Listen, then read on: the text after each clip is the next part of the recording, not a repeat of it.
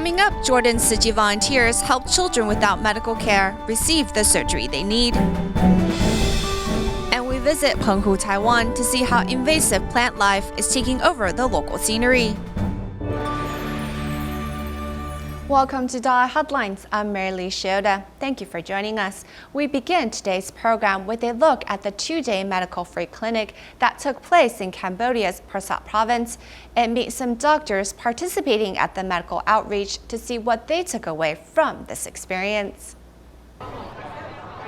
On the second day of Tima's medical clinic in Pursat province, Cambodia, one doctor, Chan Kim Hong, was busily treating patients all morning. But seeing a patient who waited the entire day to profess her gratitude deeply moved the doctor.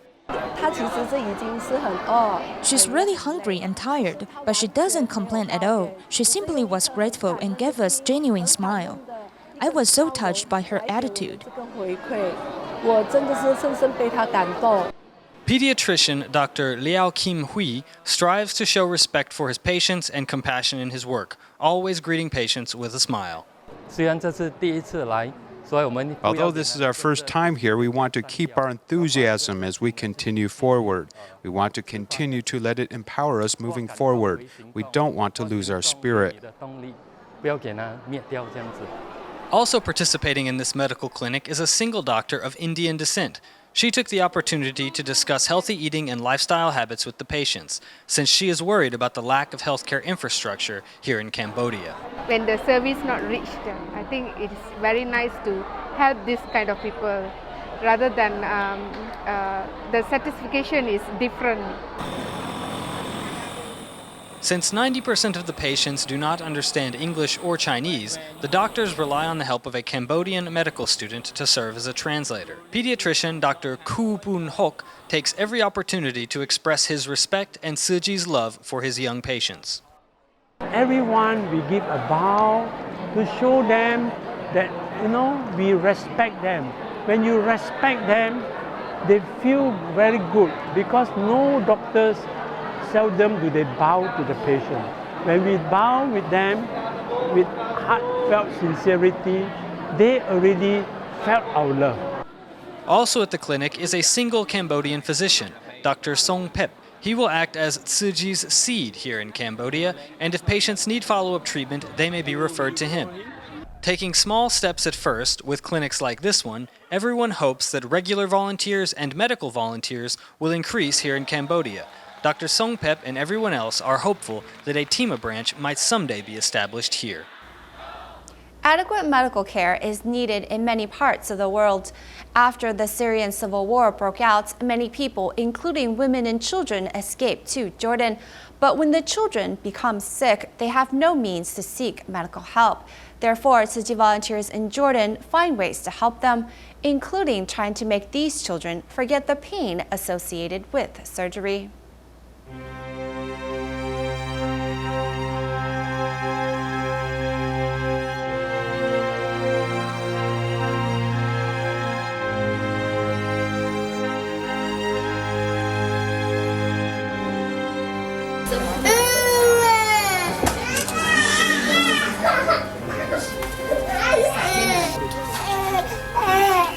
Jordanian Tzu Chi volunteers seek help to arrange surgeries and medical fees for these children.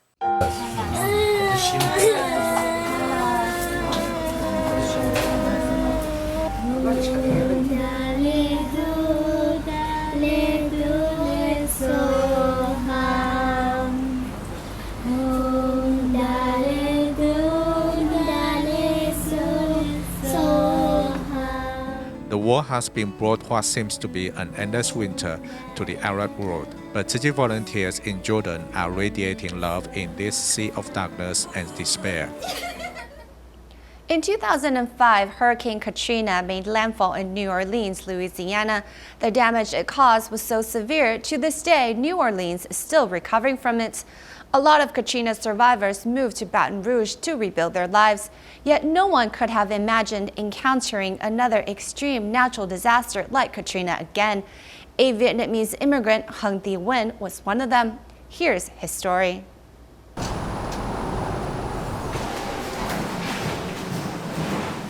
Room here. to my bed here. I sleep here. The water going up. I like it. I jump over. Yeah, jump the roof. I throw more inside. Before I sleep here, I want to sleep up there. Originally from Vietnam, 46-year-old Hung Di-Wen was trapped inside of the house when the flood arrived. Fortunately, he escaped to the roof of his house and was rescued by the National Guards.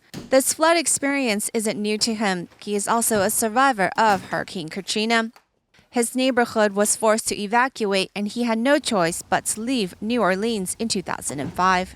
The flood ruined all the things Wen had, as he is still living in the shelter at the church. The things in the corner of his room are his life's possessions now. I pray to God. I'm still worried about the flood. Sometimes I'd wake up at night, check the door, and go back to sleep. In the daytime, I go to work, and at night I come back here to live. I try to stay busy so my mind doesn't wander. I am glad at least I still have a job. I think I'll be okay. I just need to pray. I'll be fine, as yes, I still have hope. After experiencing two devastating disasters, Wen has learned to take things as they come. He often prays for peace of mind. Tzu Chi's cash card, which is packed with love and well wishes, now gives him new hope for a better tomorrow. Staying in the United States, on August 10th, a deadly gas explosion occurred in an apartment complex in Silver Springs, Maryland, causing the death of 8 people and leaving hundreds without a roof over their heads. The local Red Cross set up a temporary shelter at the community's activity center for these displaced people. Let's see how Tzu Chi is helping to assist these victims. An apartment building gas explosion killed 8 and displaced nearly hundreds of people. To offer assistance, Tzu Chi volunteers held a cash card distribution to relieve some immediate burden many of the affected people felt. Mimar Ayelu came on his own, as his uncle and aunt were among the dead from the accident. I know about this program like 2 or 3 days ago from the Red Cross Society. Though the value of the cash card from Tzu Chi is limited, the love that accompanies it helps these victims face the tough days ahead. I got to tell you, I am completely and utterly amazed on how the community came together in partnership with the Red Cross, with the Department of Health and Human Services, and other organizations like your organization, which I had never heard of before. Your organization, in conjunction with Red Cross and the other partner agencies, have been able to provide, maximal support for the clients for this incident. It's been amazing. Having just moved from California, Rose Madison, who has worked at the Red Cross for over a decade, is working with Tzu Chi for the first time. Thanks to this helpful partnership, she looks forward to extending their love and care to more people in need. More and more people are paying attention to non-endemic alien species that threaten the delicate ecological balance of Taiwan. When many people visit Penghu now, they rarely see a type of wildflower known as the Gaillardia, instead finding most wild areas covered in a type of thicket or tree. Actually, this quick-growing alien species, white pomniac, was introduced to Penghu early on as a source of firewood. However, as people turn to gas for cooking, combined with an outflow of the plant's population, this invasive species is now causing a serious ecological problem. 85-year-old Penghu farmer Mr. Shu weeds and complains that his field is being infested by a strange tree that requires him to be persistent as an ox when it comes to tilling his fields. This green tree branch is the head of the tree, as it propagates very easily. It grows faster than grass. Mr. Shu has spent his whole lifetime cultivating fields and never come across a tougher tree. In 2 or 3 weeks, without careful attention, it can grow taller than a man. There can be a lot of mosquitoes, and the tree can quickly grow taller than a man. If there's no construction, we have to continually remove it, otherwise it will quickly grow back. Mr. Shu says that these green tree branches are in fact among the world's 100 worst invasive species, the notorious white pomniac.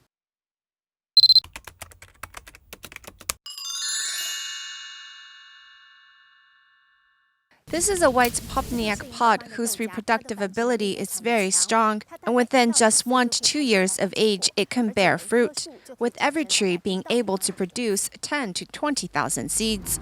Today we follow local environmentalist Chen Jingchuan, who departs from Makong and drives south for 2 hours to a public sector white Papanak clearing project, which costs nearly $315,000 a year and is still not effective. 80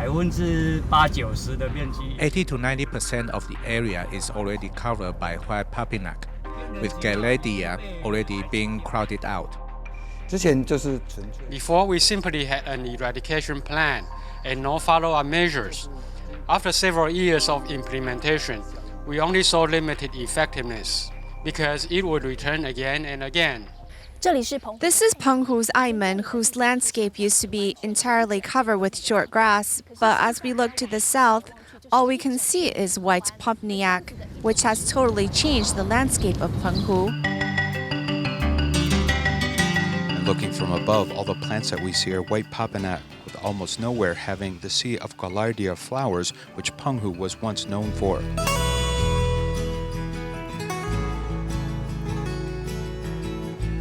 Last to bloom, Gaillardia once used to be everywhere, sometimes described as a chrysanthemum of Penghu, but such a scene is rapidly fading. Now probably the only area we see Gaillardia are where it is deliberately planted, because nearly all of our land is now taken up by white Papanak, which is why we need to cultivate it now. Chen estimates that there are 30,000 white Papanak per hectare. The dark green areas are white Papanak, which is a good breeding ground for mosquitoes. We need to effectively control this plant, not like our present situation where it is out of control. 3 years ago, it began using backhoes to clear the plant from the community, but the reality of the situation is that it may be too late to fully eradicate it. This is the head of the white Papanak, and this is the root. You need the assistance of a backhoe, as there's no way for people to dig it up. It's at least 2 meters deep.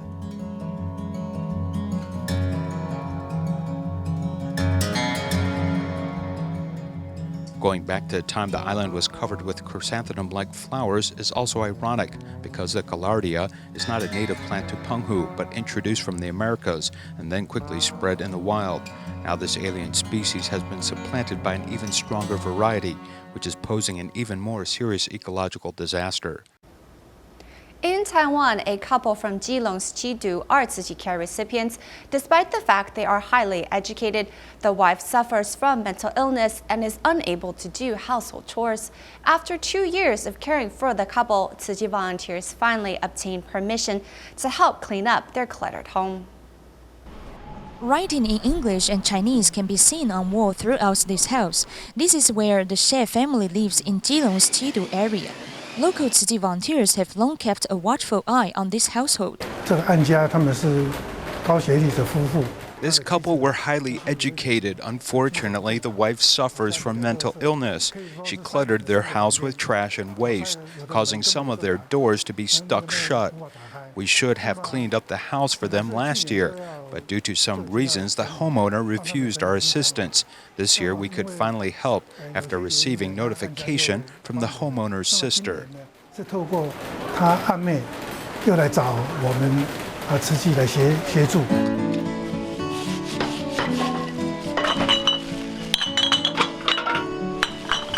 After obtaining permission from the family of the homeowner, Tzu Chi mobilized 110 volunteers, including community volunteers and students from Tzu Chi Youth Basketball Team, to help restore a more comfortable living environment for the family. In this confined space, volunteers have to clear out items by traveling from the ground floor to the 4th floor. Volunteers also identified 10 different cleanup routes. However, there is yet another challenge Tzu Chi volunteers have to overcome. Despite the heavy rain outside, everyone continues to work hard in this cleanup effort for the Xie family, and nobody wants to give up. Because of Master Zhen Yan's endless love, Tzu Chi has become a wonderful group. They care for us with benevolence, similar to what the Buddha would do for people. I feel grateful that they showed kindness to us rather than looking down on us. These volunteers have finally relieved the worry of this family after carting away 4 truckloads of garbage from Xie family's home and finally allowing them to live in peace and comfort. Our next report is also about helping to clean up the homes of care recipients. The Taipei Tzu Chi Hospital recently hosted its 5th introductory camp for new staff members. By participating in the camp, the medical staff got to better know Tzu Chi's missions. The house is filled with trash and clutter except one narrow aisle. Mr. Wang lives alone, works as a plumber, and does recycling for a living. His health condition is not good. Medical staff from Taipei Tzu Chi Hospital paid a visit to Mr. Wang and helped clean the house with Tzu Chi volunteers. This is part of a course they have to take during the camp for new staff members. This is the 5th year that Tzu Chi has hosted the camp for new staff members. The purpose of this camp mainly allows the medical staff to understand the mission of Tzu Chi. As Zhang Kai-wen found, it's not easy to brush away stains in a toilet's bowl. She took the scouring pad to do it. She said she would clean up the toilets for Mr. Wang in the same way she would at home. If other people came to clean our house in a very proud manner, we may feel bad. Because this care recipient needed our help, we mobilized to help him clean up his house. Cai Chenling squares down to brush and clean the dirt in the dark corner of the sink. As she seldom does household chores at home, she discovers the joy of selfless giving over the course of the cleanup. I felt a sense of accomplishment after cleaning up his house and was motivated to keep cleaning every corner of the house. After cleaning out the clutter of Mr. Wang's house, the space has become larger, which also makes everyone feel more comfortable.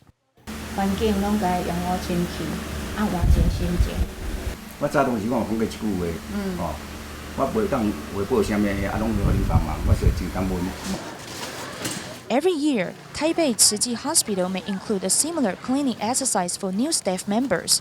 It will encourage new staff to exude a spirit of compassion whenever they offer medical services in the future.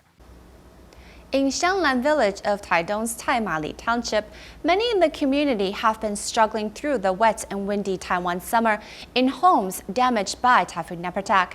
Tzu Chi has been reaching out to the community since the disaster. Tzu Chi is helping to rebuild 34 homes damaged in the village, most of them with damaged roofs. We cover it with canvas, but it was ruined after 5 days. The wind wouldn't stop blowing. This 84-year-old senior lives alone, and her home lost its roof in the typhoon. Since her home was damaged, getting a good night's sleep has been difficult. Fortunately, Tzu Chi has helped her to repair her roof.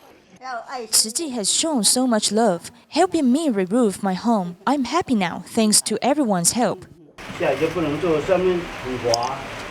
Due to sudden heavy rain, the construction projects faced frequent delays. Construction crews have been working fast when they can to help residents of Xianglan Village protect their homes from the elements so they can get back to a stable life. Now they've all been covered up with tarp, but the tarp will soak through. We're adding the eaves to cover things in this direction. That way the water won't get it. The other side also needs to be tiled. The materials are coming in now, so we'll get both sides done in short order. This traditional courtyard-style home was badly damaged. Much of the original structure was rotting and unsafe, so Tzu Chi decided to rebuild and reinforce the old structure. During the construction process, the family was forced to move into a safer section of the building. Our fields were also damaged, and with our homes like this, I think everyone can agree mentally this has been very upsetting for us. We are so grateful for all of the help and love Tzu Chi brothers and sisters have given us. With 2 teams working simultaneously, 34 homes in the village are being repaired in a 3-stage construction plan. 11 homes have been entirely repaired, and the remaining homes are expected to be finished by mid-September. In a related story about recovering from Typhoon Nepartak, over the summer, the Tzu Chi Foundation has been working hard to repair Wenquan Elementary's roof and ceiling before the start of classes. Next, we'll take a tour of the new school. On the first day of school, students are excited to see what the new school buildings will look like. The changes are a reminder for everyone at Wenchuan Elementary School in Taidong of the damage that occurred when Typhoon Nepertak struck over the summer. The typhoon blew all of that stuff way over here. There was a lot of trash, nails, and glass. When the typhoon struck, the roof was just totally torn off. In the typhoon, the roof of the auditorium was blown apart and the rear ceiling collapsed. Heavy rain over the summer also caused delays to the repairs. With all the rain, the rear ceiling just caved in together. The workers managed their time well and worked swiftly to complete the repairs before the start of classes. Final touches will be completed soon. We will continue to keep in touch and share our love and care with the school and surrounding community. For all the construction, we've given a guarantee, and if there are ever any problems, they can come to us and we'll fix them right away. Before classes begin, students and teachers are doing some cleaning to get the school ready. Tzu Chi did much more than simply replace the roof and ceiling. They strengthened the structure to a greater degree than before. It's been extremely fast. Their resource management and the speed and professionalism of the workers was all very efficient and exceeded my expectations. The quality of the structure is probably many times better than the original. Comparing before and after photos, one can see how extensive the repairs have been. Thankfully, things are back to their original appearance and stronger than ever, so that these children can study peacefully in a safe and secure learning environment.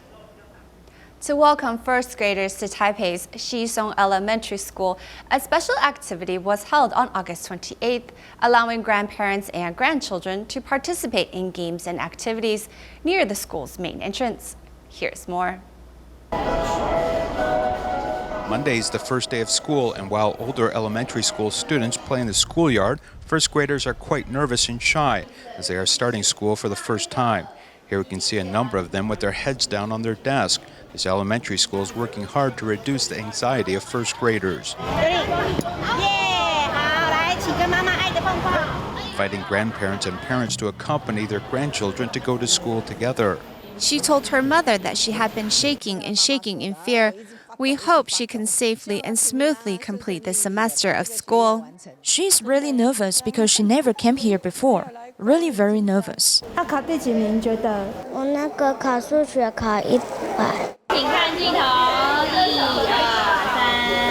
Walking hand in hand with their grandchildren, these grandparents all hope these children can assimilate to school as soon as possible. We want to give these new students the best opportunity to assimilate, which is our core objective. We want these children to be smart and studious. I think that these two elements are quite important to children.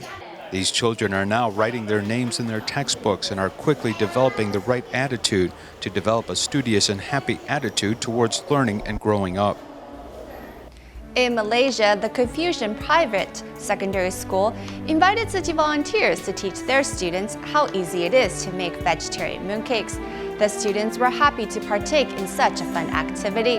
That's all the time we have for today. Thank you for joining us. Goodbye.